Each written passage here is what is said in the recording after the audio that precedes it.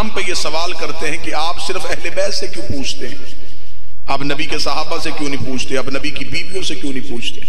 इतने मेरे सामने जिम्मेदार चेहरे तशरीफ फरमा हैं, मैं मजबूरी बताने लगा हूं कि हम सिर्फ अहले बैत से क्यों पूछते हैं। अगर हम सहाबा से नबी की जिंदगी पूछेंगे, सहाबी हमें नबी की वही सीरत बताएगा जो घर के बाहर था। सहाबी हमें नबी की जिंदगी बताएगा लेकिन घर के अंदर की नहीं, घर के बाहर की। इसलिए कि कुरान ने सहाबी को रोका हुआ है, खबरदार मेरे नबी के घर में दाखिल ना होना। इसका मतलब है कि आयत पर्दा बन के लटकी हुई, आयत सहाबी को अंदर नहीं जाने दे रही। अगर मैं दीन नबी की बीवियों से पूछूं तो ये मुझे वही दीन बताएंगे जो घर के अंदर था, इसलिए कुरान इन्हें बाहर नहीं आने दे रहा। ए नबी की बीवियों, खबरदार अपने घरों में बैठी रहो। अब 3 तबके मैंने आपके सामने गिने हैं, सहाबी बता सकते हैं, या बीवी बता सकती है, या नबी की अहले बैत बता सकती है। सहाबी को कुरान अंदर नहीं आने दे रहा, बीवी को कुरान बाहर नहीं जाने दे रहा। मजबूरी हमारी अहले बैत बन गए हैं। नबी घर में होते थे, ये गोद में होते थे। नबी मस्जिद में होते थे, ये पुश में होते थे। नबी बाजार में होते थे, ये कांधों पे होते।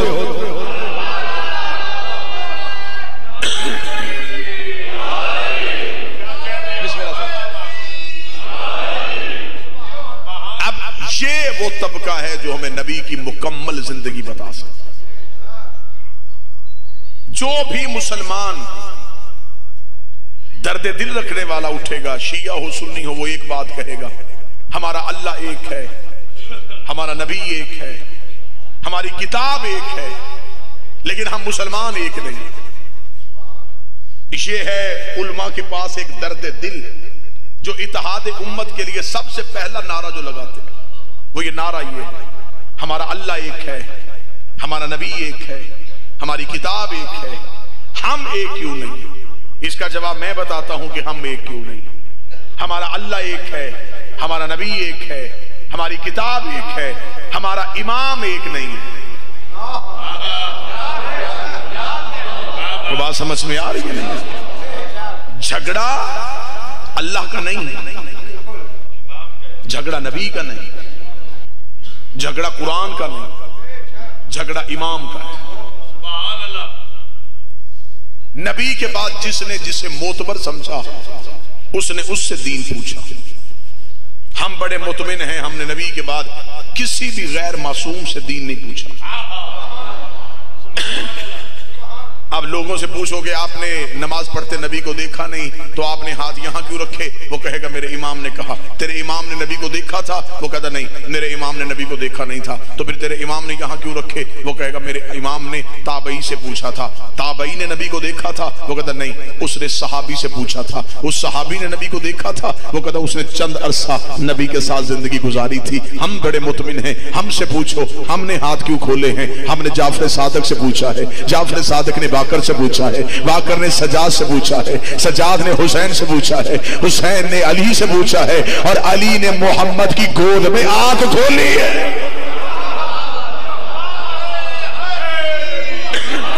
हमारे पास एक भी कड़ी टूटी हुई नहीं। बिस्मिल्लाह, अल्लाह या रसूल।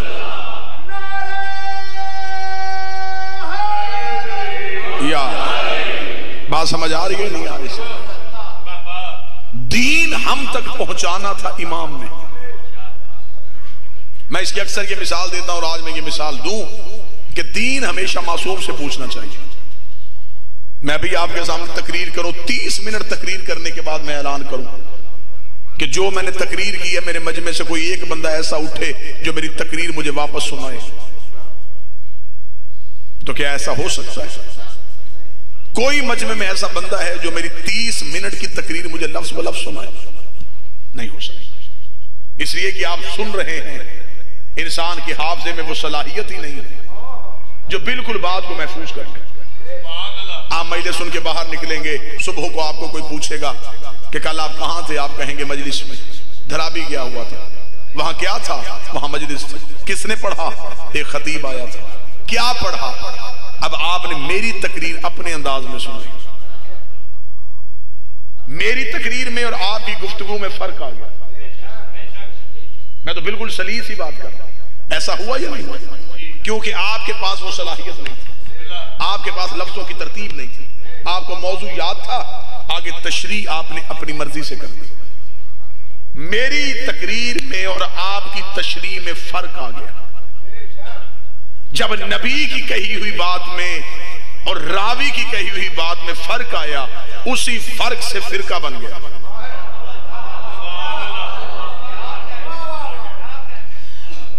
ये देखे कि जो यहां हाथ रख के नमाज पढ़ रहा है वो मुतमिन है कि मैं नबी के कहने पे पढ़ रहा हूं। जिसने यहां हाथ रखे हैं वो कहता नबी के कहने पे, जिसने यहां रखे हैं वो कहता नबी के कहने पे, जिसने खोले हैं वो कहता नबी के कहने पे।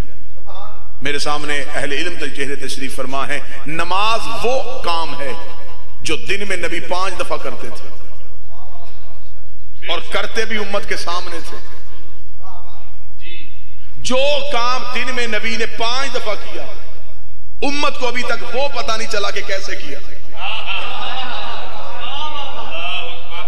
हम मजलिस में जाते और बंदे हमसे कहते जी इस बंदे को भी अली वलील्लाह पढ़वाएं, इस बंदे से भी अली वलील्लाह मनवाएं। मैं अक्सर मिंबर पे कहा करता हूं कि हम अली वलील्लाह कैसे मनवा ले। जो काम दिन में नबी ने 5 दफा किया, उम्मत वो भूल गई।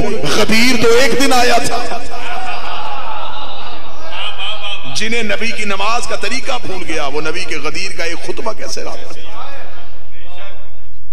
इसका मतलब है कि दीन उससे लेना चाहिए जिसमें गलती कोई ना हो, जिसमें गलती का एक लम्हे के लिए भी इम्कान कोई ना हो। यही वजह है कि रसूल के बाद अमीर अल मोमिनीन अली ने आके मस्जिद में नमाज पढ़ाई। एक अंधा सहाबी पीछे से चीख मार के कहने लगा, आज मोहम्मद वाली नमाज याद आई। इसका मतलब है कि नबी से लेके अली तक पहुंचते पहुंचते दीन में इतनी तब्दीलियां आ गई थी। इसलिए आज फिरके ज्यादा इसलिए हैं कि जिसने जिसे मोतबर समझा उसने उससे दीन पूछा।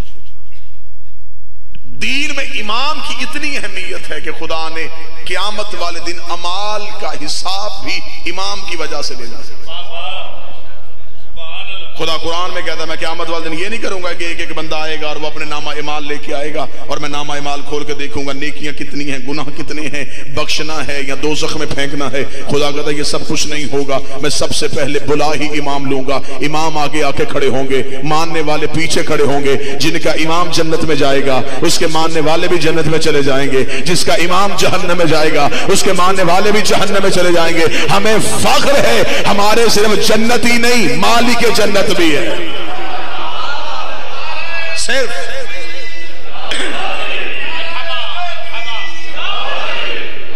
क़यामत वाले दिन हमें जरूरत है एक ऐसे इमाम की जो हमारी सिफारिश कर सके।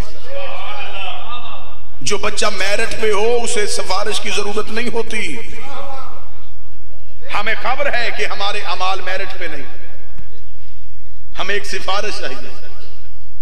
आले मोहम्मद अल्लाह की बारगाह में बेहतरीन सिफारिश है और खुदा ने इनकी सिफारिश का जिक्र कुरान में कर दिया है। खुदा कहता ला यमलिकुन शफाई इल्ला मन अतखज़ इंद रहमान अहदन, कोई मालिक नहीं है शिफात का सिवाय मेरे। ये कहने के बाद खुदा ने कहा इल्ला, लेकिन एक है जिसने मुझसे वादा लिया हुआ है। और खुदा ने उस एक का नाम नहीं लिया, खुदा ने कहा इल्ला मन, सिवाय मन के जिसने मुझसे वादा लिया है। ये एक वाहद आयत है जिसने हमें दरवाजा खोल के हल्की सी उम्मीद दिलाई है कि अल्लाह के अलावा भी कोई शफात कर सकता है। मेरे मालिक कितना अच्छा होता तो यहां नाम ही लिख देता, हमें दर्द के धक्के ना खाने पड़ते। खुदा ने कहा मैंने मन लिखा है, इस मन के पीछे पीछे चलते जाओ। ये मन तुम्हें कहीं ना कहीं उस तक ले जाएगा। मैंने कुरान में पढ़ा तो कुरान ने सिर्फ मन कहा था। एक है जो शफात करेगा लेकिन वो है मन। मैंने कुरान से पूछा वो मन कौन है? एक और आयत बोली, उसने कहा मेरे पास भी एक मन है, वह मिनन ना से मन यशरी, और इंसानों में एक ऐसा मन भी है जो सो के अल्लाह की मर्जियां खरीद लेता है। मेरे मतलब है कि इसका मतलब है ये मन एक और जगह पे आ गया। मैंने कुरान से पूछा कोई और निशानी बता दे। कुरान में कुल्ल मन अलैहा फान, जब क़यामत वाले दिन हर चीज फना हो जाएगी, एक मन है जो बाकी रहेगा। मैंने कहा उस मन की कोई निशानी बता था? उसने कहा वो मन ये है कि वो तौहीद का चेहरा है, उसे वजहुल्लाह कहते हैं। मैंने कहा कुरान तेरे पास कोई और मन भी है? आवाज़ वो मन ज़ल्लज़ी यक़रज़ल्लाहु क़र्ज़न हसना, और मेरे पास एक ऐसा मन भी है जो खुदा को कर्ज़े देता है। मैंने कहा कुरान तेरे पास कोई और मन भी है? फरमाया वमन ज़ल्लज़ी यशफ़अु इंदहु, क़यामत वाले दिन एक ऐसा मन आएगा जो बंदों की शफाअत करवाएगा। मैंने कहा तेरे पास कोई और मन भी है? फरमाया कुल कफ़ा बिल्लाहि शहीदन बैनी व बैनकुम व मन इंदहु इल्मुल किताब, क़यामत वाले दिन अल्लाह के सामने गवाही के लिए एक किताब आएगी और एक वो मन आएगा जो साहिबे किताब है। मैंने कहा मेरे मालिक इस मन का पता कहां से मिलेगा? फरमाया मोहम्मद के दरवाजे पे जा। मैंने कहा या रसूलल्लाह ये मन कहां है? नबी ने फरमाया मेरे पीछे पीछे चलता। नबी ने खदीर का मिंबर सजा के हाथ पर मन कुल तमौला,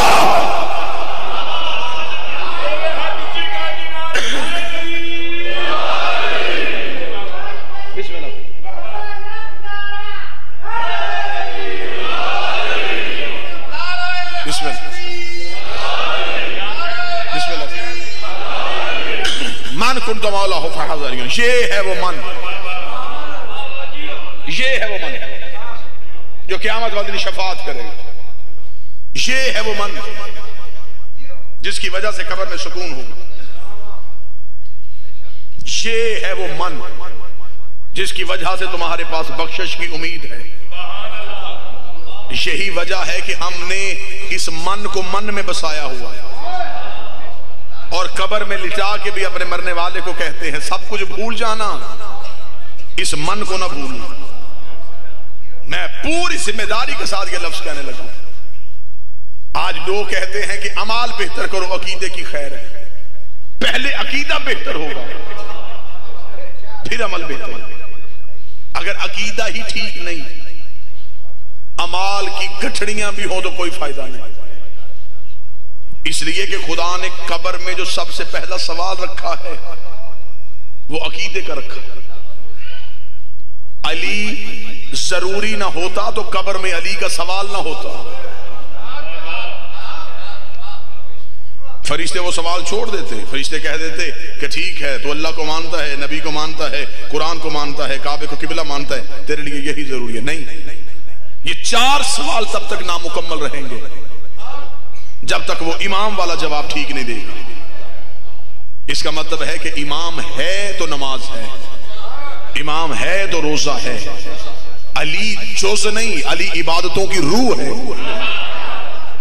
जुज टूट जाए तो जिस्म नाकस होता है, रूह निकल जाए तो जिस्म मुर्दा होता है।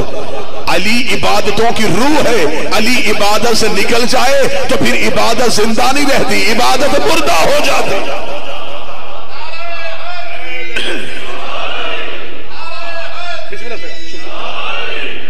जिंदगी में इसलिए खुदा ने इमाम की जरूरत को मद्देनजर रखते हुए इंसानियत को बताया कि तुम्हारे लिए सबसे बेहतर है कि तुम एक ऐसे इमाम के पीछे चलो, ऐसे इमाम की पैरवी करो जो तुम्हें हक के रास्ते तक लेके। यही वजह है कि हम जिंदगी में जो कुछ भी करते हैं वो सबसे पहले अपने इमाम को देखते हैं। हमें यह नहीं खबर कि जमहूर किसके पास है, हमें यह नहीं खबर कि तख्त किसके पास है, हम ये नहीं देखते कि ताज किसके पास है। तख्त और ताज वाले जलील हो सकते हैं, लेकिन जिनके सरों पर इमामत का ताज हो वो हमेशा इज्जत के ओहदों पर सरफराज रहते हैं। जिन्हें खुदा इमामत जैसी नेमत दे उन्हें लोगों के वोटों की जरूरत नहीं होती। लोग जिसे वोट देते हैं कल उसे जलील कर देते हैं।